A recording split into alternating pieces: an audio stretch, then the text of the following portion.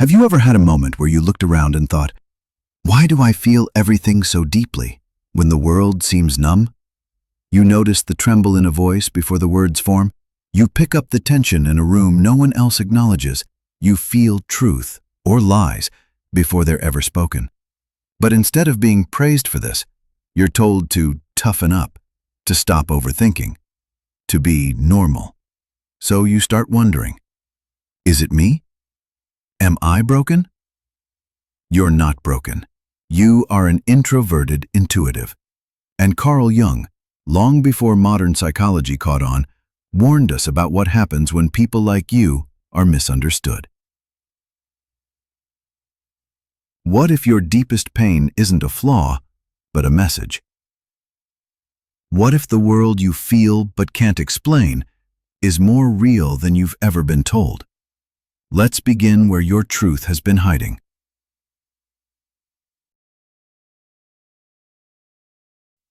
Jung described the introverted intuitive as someone who lives in the realm of the unconscious, not just personally, but collectively.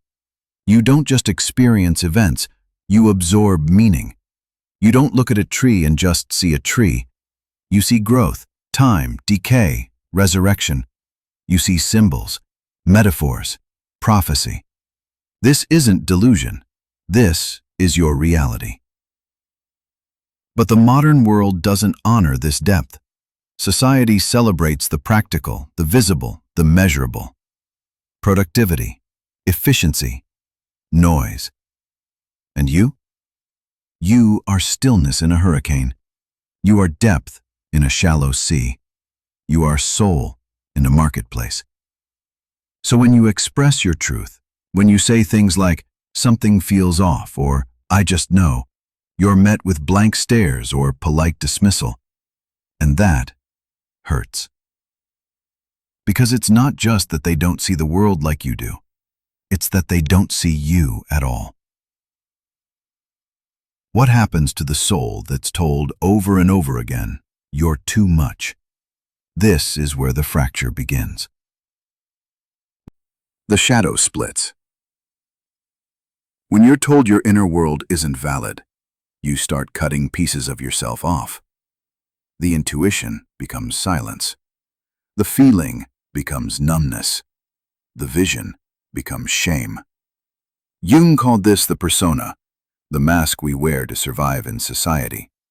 It's the version of you that fits, the version that doesn't get rejected. But behind it, a storm brews, a pressure builds, a shadow grows. And that shadow contains everything you've disowned. Your intensity, your anger, your sacred weirdness, your knowing. You hide it so well until one day it doesn't stay hidden. You feel emotionally hijacked. Dreams become vivid. Life becomes surreal. You lose your grounding. And the world calls it anxiety, depression, dissociation. But it is not dysfunction. It is the call to go inward, the call to become whole. So what do you do when the mask begins to crack and the shadow begins to whisper your name? This is where the true journey begins. The road to individuation. Individuation, Jung wrote, is the process by which a person becomes a psychological individual, a separate, indivisible unity or whole. It is not self-improvement. It is self-recovery. It's remembering who you were before the world told you who to be. But the road isn't easy, because first, you must meet your shadow. This doesn't mean you become your darkness. It means you stop pretending it isn't there. You learn to look at your anger and ask, what were you protecting? You learn to face your loneliness and say, I see you. I hear you. You're not abandoned anymore. This is the healing Jung spoke of. Not a cure, but a reunion. You are no longer divided inside. You are no longer two people. the one the world accepts, and the one you hide. You are whole. You are sovereign. And it begins with truth. But if the world doesn't understand your truth, can you still live it? Yes, and you must. Because what you carry inside isn't just for you.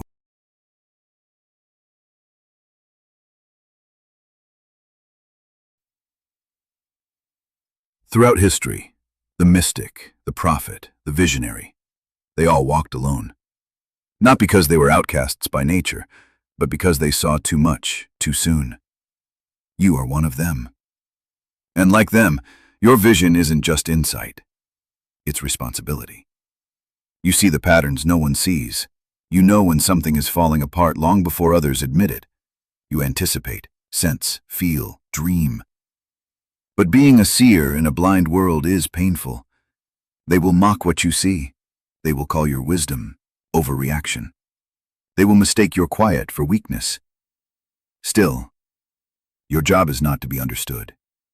Your job is to be true.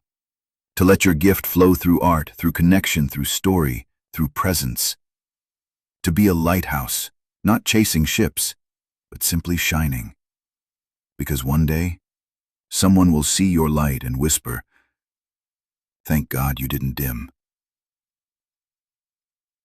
But even light needs grounding. What keeps the seer from becoming lost in the clouds? The answer lies not above, but below. Grounding the vision.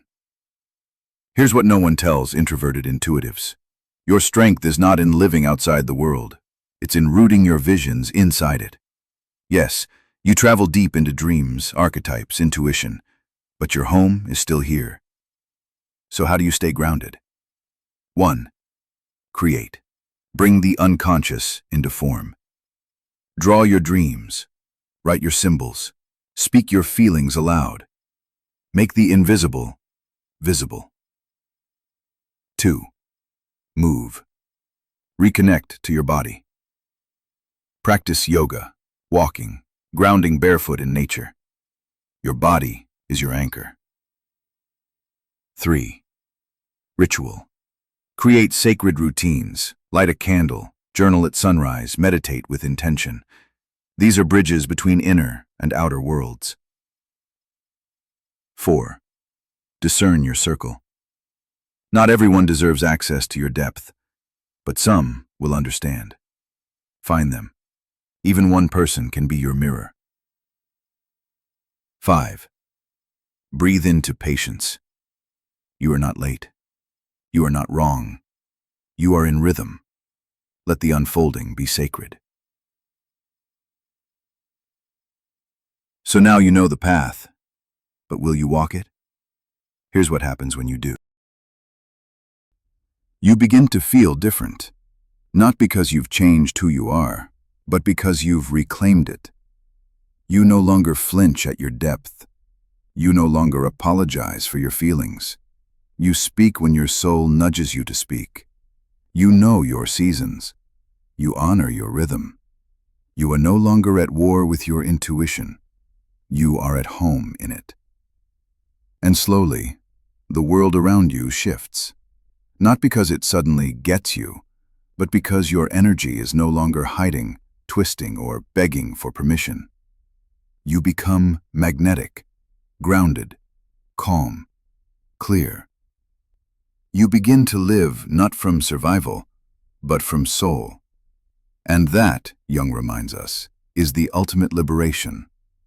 The privilege of a lifetime is to become who you truly are. So here it is. You were never too much. You were just tuned in too early. You were never lost. You were navigating a world that never learned to map the soul. You were never broken. You were being asked to become whole. In a world that only wanted fragments. But now you know. And now you can return. Return not as a ghost of yourself, but as a living flame. Walk your path with courage. Hold your intuition with tenderness. and wear your depth like a crown. Because you are not a mistake. You are a mirror. You are a guide. You are the reminder that the soul still speaks, even in an unconscious world. One does not become enlightened by imagining figures of light, but by making the darkness conscious. Carl Jung. Welcome to your light. You earned it by walking through your shadow. If this spoke to your soul, don't keep it quiet. Comment below. Share your journey. You are not alone. We are walking with you.